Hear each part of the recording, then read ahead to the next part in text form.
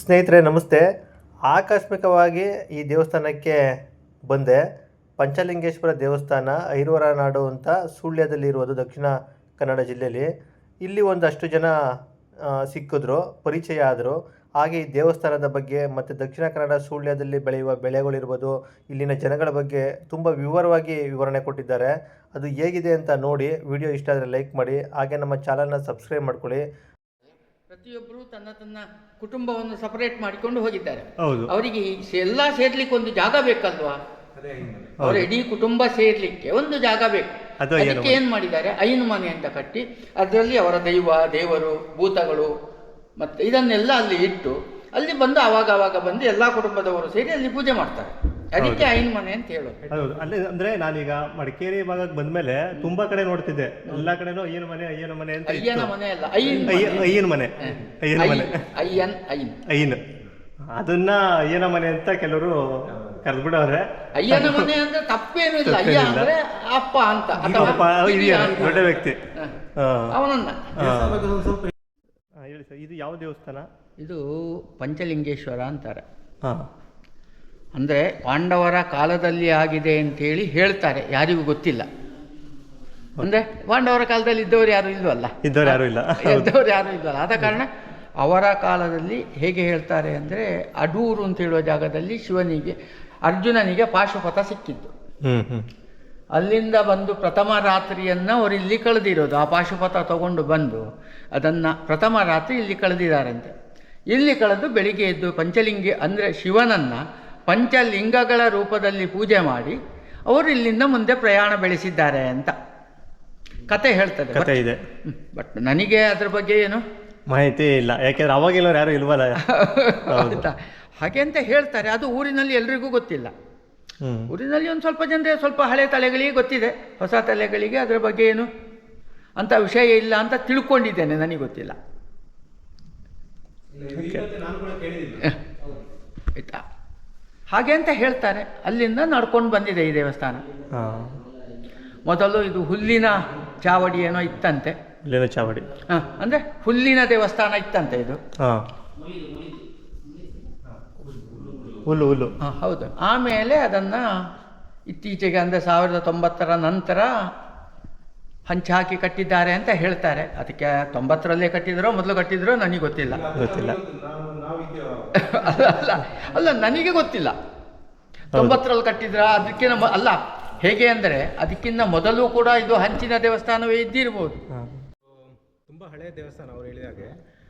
ಇದು 1992ರಲ್ಲಿ ಬ್ರಹ್ಮಕಲಶ ಆಯಿತು. ಅದು ಫುಲ್ ನವೀಕರಣ ಆಗಿ ಇಲ್ಲಿ ಕಾಣಿಸಿರುವಂಥ ಈ ಗರ್ಭಗುಡಿ ಅದೆಲ್ಲ ನವೀಕರಣ ಆಗಿ ಆಮೇಲೆ ಬ್ರಹ್ಮಕಲಶ ಎಲ್ಲ ಆಗಿ ಆಮೇಲೆ ಇತ್ತೀಚೆಗೆ 2018ರಲ್ಲೂ ಪುನರ್ ಪ್ರತಿಷ್ಠೆ ಎಲ್ಲ ಆಗಿ ಅದಕ್ಕೆ ಪಂಚಲಿಂಗೇಶ್ವರ ಇರೋದ್ರಿಂದನೇ ಈ ನಮ್ಮ ಗ್ರಾಮಕ್ಕೆ ಐವರ ನಾಡು ಅಂತಲೂ ಬಂದಿದೆ ಅಂತ ಒಂದು ಪ್ರತೀತಿ ಇದೆ. ಹಾಗೆ ಐವರ ನಾಡು ಪಾಂಡವರು ಬಂದು ಎಲ್ಲೆಲ್ಲ ಇದ್ದು ಅವರು ಪ್ರಯಾಣ ಮಾಡ್ತಾ ಇಲ್ಲಿಗೆಲ್ಲ ಬಂದಂಥ ಜಾಗ. ಹಾಗೆ ನಾನೀಗ ಆ್ಯಕ್ಚುಲಿ ವೈಯಕ್ತಿಕವಾಗಿ ನಾನೀಗ ಬೆಂಗಳೂರಿನಲ್ಲಿ ಇರೋದು. ಆದರೆ ಬಂದಾಗ ಇವತ್ತು ಬಂದಿದ್ದೆ ಬೆಂಗಳೂರಿಂದ. ಬಂದಾಗ ಬರ್ತೀರಾ? ಯಾಕಂದ್ರೆ ಇದು ನಮ್ಮ ಗ್ರಾಮ ದೇವರು ಇದು. ಹಾಗಾಗಿ ನಮಗೆ ಅದೊಂದು ಪಂಚಲಿಂಗೇಶ್ವರ ಅನ್ನೋದು ನಮಗೆ ಭಾರಿ ಒಂದು ಪವಿತ್ರವಾದಂಥ ಒಂದು ಕ್ಷೇತ್ರ ಇದು. ನೀವು ಇಲ್ಲೇ ಇರೋದಾ? ಇದೇ ಊರ? ನಂದು ಇದೇ ಊರು, ಮರ್ತಿಲ್ಲ ಅಂತ. ಐವರ್ನಾಡು ಮರ್ತಿಲ್ಲ ಅಂತ ನಮ್ಮ ಮನೆ. ನನ್ನ ಹೆಸರು ಶರತ್ ಅಂತ, ಶರತ್ ಮರ್ತಿಲ್ಲ ಅಂತ. ಬೆಂಗಳೂರಿನಲ್ಲಿ ಸಾಫ್ಟ್ವೇರ್ ಕಂಪ್ನಿಯಲ್ಲಿ ಇದ್ದೇನೆ. ಒಂದು 30 ವರ್ಷದಿಂದ ಬೆಂಗಳೂರಿನಲ್ಲಿ ಇದ್ದೇನೆ. ಇದೇ ಗ್ರಾಮದಲ್ಲಿ ಓದಿ, ಮುಂದೆ ಕನ್ನಡ ಮೀಡಿಯಂನಲ್ಲಿ ಇಲ್ಲೇ ಓದಿ ಮುಂದಕ್ಕೆ ಇಂಜಿನಿಯರಿಂಗ್ ಎಲ್ಲ ಮಾಡಿ ಇವಾಗ ಬೆಂಗಳೂರಿನಲ್ಲಿ ಇರೋದು.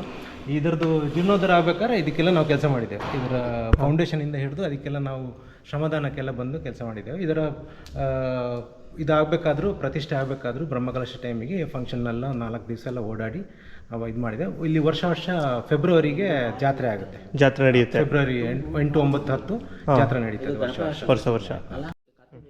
ಊರಲ್ಲಿ ತುಂಬ ಜನ ಇದಕ್ಕೆ ಶ್ರಮ ಪಟ್ಟಿದ್ದಾರೆ. ಗಣಪಯ್ಯ ಮಾಸ್ಟರ್ ಅಂತಿದ್ರು, ಅವ್ರು ಇವಾಗಿಲ್ಲ. ಆದರೆ ಅವರು ಭಾರಿ ಮುತುವರ್ಜಿ ವಹಿಸಿದ್ನೆಲ್ಲ ಮಾಡಿ ಊರಿನವರನ್ನು ಸೇರಿಸ್ಕೊಂಡು ಮಾಡಿರುವಂಥ ಈ ದೇವಸ್ಥಾನ ಈಗ ತುಂಬ ಚೆನ್ನಾಗಿ ನಡ್ಕೊಂಡು ಬರ್ತಾ ಇದೆ. ಇದು ಊರಿನವರು ಎಲ್ಲ ಸೇರಿಕೊಂಡು ಮಾಡ್ತಾ ಇದ್ದಾರೆ. ವರ್ಷಕ್ಕೊಂದ್ಸರಿ ನಾನು ಹೇಳಿದಾಗೆ ಜಾತ್ರೆ ನಡೀತಾ ಇರುತ್ತೆ. ಹಾಗೆ ಇಲ್ಲಿ ದೈವಗಳು ಇದೆ. ಇಲ್ಲಿ ನೋಡಿ, ಅಲ್ಲಿ ದೈವಗಳು, ದೇವಸ್ಥಾನಕ್ಕೆ ಸಂಬಂಧಪಟ್ಟ ದೈವಗಳು, ರಕ್ತೇಶ್ವರಿ ದೈವ, ಶಿರಾಡಿ ದೈವ ಅವೆಲ್ಲ ಇದೆ. ಈ ವರ್ಷ ಜಾತ್ರೆ ಆದಾಗ ಅದಕ್ಕೂ ದೈವಗಳಿಗೆ ಅದಕ್ಕೆ ಬೇಕಾದ ಕೋಲ ಅದೆಲ್ಲ ನಡೆಯುತ್ತೆ. ಕೋಲ ನಡೆಯುತ್ತೆ ಸರ್? ಕೋಲ ನಡೆಯುತ್ತೆ 8, 9, 10 3 ದಿವಸದಲ್ಲಿ. ಲಾಸ್ಟ್ ದಿವಸ ರಾತ್ರಿ ದೈವಗಳಿಗೆ ಕೋಲ, ರಾತ್ರಿ ಪೂರ್ತಿ ದೈವಗಳಿಗೆ ಕೋಲ ನಡೆಯುತ್ತೆ ಇಲ್ಲಿ ಹೊರಗಡೆ. ಕೋಲ ವರ್ಷಕ್ಕೆ ಒಂದೇ ಸತಿ ನಡೆಯೋದು ಇದು ಕೋಲ ನಡೆಯೋದು ವರ್ಷಕ್ಕೊಂದೇ ಒಂದೇ ಸಾರಿ ಜಾತ್ರೆ ದಿವಸ ಫೆಬ್ರವರಿ 8, 9, 10 ಒಂದೇ ಸಲ. ಕೋಲ ಸರ್, ಇಲ್ಲಿ ಕೋಲ ಜಾತ್ರೆ ನಡೆಯುತ್ತಲ್ಲ, ಅದು ಯಾವಾಗ, ವರ್ಷಕ್ಕೆ ಯಾವಾಗ ನಡೆಯುತ್ತೆ? ವರ್ಷದಲ್ಲಿ ಫೆಬ್ರವರಿ 8, 9, 10 10ಕ್ಕೆ ಜಾತ್ರೆ ನಡೀತದೆ. ಜಾತ್ರೆ ಸಾಧಾರಣ ಸುಮಾರು ಒಂದು 2ರಿಂದ 3-3.5 ಸಾವಿರ ಜನ ಸೇರ್ತಾರೆ. 10ಕ್ಕೆ ರಾತ್ರಿ ಭೂತಕ್ಕೆ ಕೋಲ ಇದೆ. ಅದು ರಾತ್ರಿಯಿಂದ ಮರುದಿನ 11ಕ್ಕೆ ಮಧ್ಯಾಹ್ನ ಮುಗಿತದೆ. ಅಷ್ಟು ಹೊತ್ತು ಭೂತದ ಕೋಲ ಇರ್ತದೆ. ಹಾಗೆ ಜಾತ್ರೆಗೆ ಮತ್ತೆ ಅಂಗಡಿಗಳು ಕೂಡ ಇರ್ತದೆ, ಜನ ಸಂಚಾರ ಜಾಸ್ತಿ ಇರುತ್ತೆ. ಇದೊಂದು ವಿಶೇಷವಾದ ದೇವಸ್ಥಾನ ಇಡೀ ಸುಳ್ಯ ತಾಲೂಕಲ್ಲಿ ಅಂತಲ್ಲ, ನಮ್ಮ ದಕ್ಷಿಣ ಕನ್ನಡ ಜಿಲ್ಲೆಯಲ್ಲಿ ವಿರಾಳ ಇಂಥ ಪಂಚಲಿಂಗೇಶ್ವರ ಅಂತ ಇರೋದು ಇಲ್ಲಿ ಮಾತ್ರ ಇದು ಕಾರ್ಯಕ್ರಮ ಎಲ್ಲ ನಡೀತಾ ಇರೋದು. ಭೌಗೋಳಿಕ ಸನ್ನಿವೇಶನೂ ಅದೇ ಥರ ಇದೆ. ಯಾಕಂದರೆ ಗುಡ್ಡಗಾಡು ಪ್ರದೇಶ, ಎಲ್ಲ ನೀರಿರುವ ಜಾಗದಲ್ಲಿ ಚೆನ್ನಾಗಿ ಬೆಳೆ ಎಲ್ಲ ಬೆಳೀತಾರೆ. ಹಾಗಾಗಿ ಪ್ರಮುಖವಾಗಿದ್ದು ಕೃಷಿ ಪ್ರಾಮುಖ್ಯವಾದಂಥ ಊರೇ ಇದೆಲ್ಲ. ಹಾಗೆ ನೋಡಿ ಸುಳ್ಯ ತಾಲೂಕಲ್ಲಿ ಅದೇ ಥರನೇ. ಮುಂಚೆ ಇಲ್ಲಿ ಇದೆಲ್ಲ ಜಾಸ್ತಿ ಗದ್ದೆ, ಭತ್ತನೇ ಜಾಸ್ತಿ ಬೆಳೀತಾಯಿದ್ರು. ಇವಾಗ ಒಂದು 40 ವರ್ಷದಿಂದ 50 ವರ್ಷದಿಂದ ಈ ಅಡಿಕೆ ಸ್ವಲ್ಪ ಕಮರ್ಷಿಯಲ್ ಕ್ರಾಪ್ ಆಗಿ ಬಂದು ಅಡಿಕೆ ಬೆಳೀತಾರೆ. ಅಡಿಕೆ ಅದೊಂದು ತುಂಬ ಲಾಭ ಇದೆ, ಹಾಗಾಗಿ ತುಂಬ ಅಡಿಕೆ ಮಾಡಿದರು. ಇವಾಗ ಮತ್ತೊಂದು 20-30 ವರ್ಷದಿಂದ ರಬ್ಬರು ಬೆಳೆಯೋಕ್ಕೆ ಶುರು ಮಾಡಿದರು. ಅದಕ್ಕಿಂತ ಮುಂಚೆ ಈ ಗೋಡಂಬಿ, ಗೇರು ಬೀಜ ಅದನ್ನು ಬೆಳೀತಾಯಿದ್ರು ಗುಡ್ಡ ಇರೋ ಪ್ರದೇಶದಲ್ಲಿ. ಅದಕ್ಕೇನು ಜಾಸ್ತಿ ನೀರು ಬೇಕಾಗಿಲ್ಲ, ಎತ್ತರ ಪ್ರದೇಶ. ಹಾಗಾಗಿ ಅದು ಬೆಳೀತಾಯಿದ್ರು. ಅದಾದಮೇಲೆ ಅದನ್ನು ತೆಗೆದು ಕೆಲವರು ಇವಾಗ ಈ ರಬ್ಬರ್ ಹಾಕೋಕ್ಕೆ ಶುರು ಮಾಡಿದರು. ರಬ್ಬರ್ ಚೆನ್ನಾಗಿ ರೇಟ್ ಇತ್ತು ಆವಾಗ. ಈವನ್ ಇಲ್ಲಿ ಗೌರ್ಮೆಂಟ್ನವರು 1965ನಲ್ಲೇ ರಬ್ಬರ್ ಪ್ಲಾಂಟೇಶನ್ ಮಾಡಿದರು. ರಬ್ಬರ್ ಫ್ಯಾಕ್ಟ್ರಿನೂ ಇದೆ ನಮ್ಮ ಐವರ್ನಾಡಲ್ಲೇ ಇದೆ. ಸುಳ್ಯದಲ್ಲೂ ಇದೆ ರಬ್ಬರ್ ಫ್ಯಾಕ್ಟ್ರಿ. ಇವಾಗ ಪ್ರೈವೇಟ್ ರಬ್ಬರ್ ಫ್ಯಾಕ್ಟ್ರಿಗಳು ಇದೆ. ಅದೆಲ್ಲ KFDC ಅಂತ ಫಾರೆಸ್ಟ್ ಡಿಪಾರ್ಟ್ಮೆಂಟ್ನವರು ರಬ್ಬರ್ ಫ್ಯಾಕ್ಟ್ರಿ ಇದೆ, ಅದೆಲ್ಲ ಮಾಡ್ತಾಯಿದ್ರು. ಪ್ಲಸ್ ಅದು ಪ್ರೈವೇಟ್ನವರು ಎಲ್ಲ ಬೆಳೆಯೋಕ್ಕೆ ಶುರು ಮಾಡಿದರು. ಇವಾಗ ತುಂಬ ಜನ ರಬ್ಬರ್ ಮಾಡ್ತಾ ಇದ್ದಾರೆ. ಹಾಗಾಗಿ ರಬ್ಬರು, ಅಡಿಕೆ, ಆಮೇಲೆ ಮಾಮೂಲಿ ಪೆಪ್ಪರ್ ಇದೆ, ಮತ್ತು ಚಿಕ್ಕವಡಿಗೆ ಬೇರೆ ಲವಂಗ, ಜಾಯಿಕಾಯಿ ಆ ಥರದ್ದು ಬೆಳೀತಾರೆ. ಕಾಫಿ ಈ ಕಡೆ ಕಾಫಿ ಇಲ್ಲ.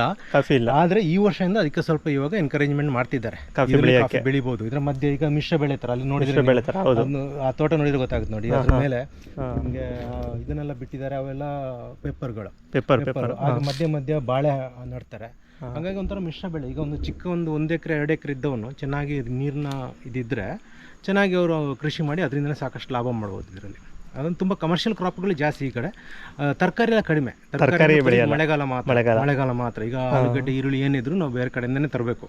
ಮಳೆಗಾಲ ಮಾತ್ರ ಇಲ್ಲೆಲ್ಲ ಬೆಳ್ಕೊಂಡು ಮಾಡ್ತಾರೆ.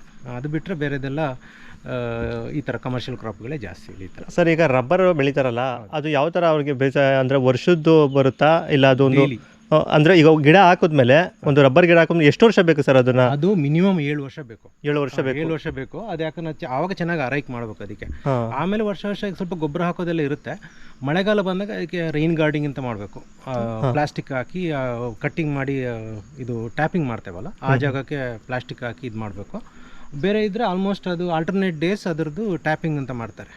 ದಿವಸ ಬಿಟ್ಟು ದಿವಸ ಟ್ಯಾಪಿಂಗ್ ಮಾಡಿದ ಹಾಲು ತೊಗೊಂಡು ಹಾಲನ್ನು ಫ್ಯಾಕ್ಟ್ರಿಗೆ ಡೈರೆಕ್ಟಾಗಿ ಕೊಡ್ಬೋದು. ಇಲ್ಲ ನಾವೇ ಅದನ್ನ ಶೀಟ್ ಮಾಡಿ ಒಣಗಿಸಿ ಸ್ಮೋಕ್ ಹೌಸ್ಗೆಲ್ಲ ಹಾಕಿ ಸ್ಟಾಕ್ ಇಟ್ಕೊಂಡು ನಾವು ಬೇಕಾದಾಗ ನಾವು ಶೀಟ್ನ ಮಾಡ್ಕೋಬೋದು.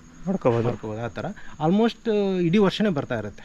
ಮಧ್ಯಾಹ್ನ ಒಂದು ತಿಂಗಳು 2 ತಿಂಗಳು ಬ್ರೇಕ್ ಕೊಡ್ತಾರೆ. ಆಲ್ಮೋಸ್ಟ್ ಒಂದು 10 ತಿಂಗಳು ವರ್ಷದಲ್ಲಿ ಈಲ್ಡ್ ಬರ್ತಾನೆ ಇರುತ್ತೆ. ಆಲ್ಟರ್ನೇಟ್ ಡೇಸ್ ಒಂದು ಮರದಿಂದ ತೆಗಿತಾರೆ. ಇಲ್ಲಿ ಮೇನ್ ಬೇಸಾಯ ಅಂತಂದರೆ ರಬ್ಬರು, ಮೇನ್ ಅಡಿಕೆನೆ. ಇನ್ನು ಕೆಲವರು ಸ್ವಲ್ಪ ಜನ ಗದ್ದೆ ಮಾಡ್ತಾರೆ, ತುಂಬಾ ಕಡಿಮೆ. ಭತ್ತ, ಮೇನ್ ಅಡಿಕೆನೆ. ಅದಾದ್ಮೇಲೆ ರಬ್ಬರ್. ಹೌದು.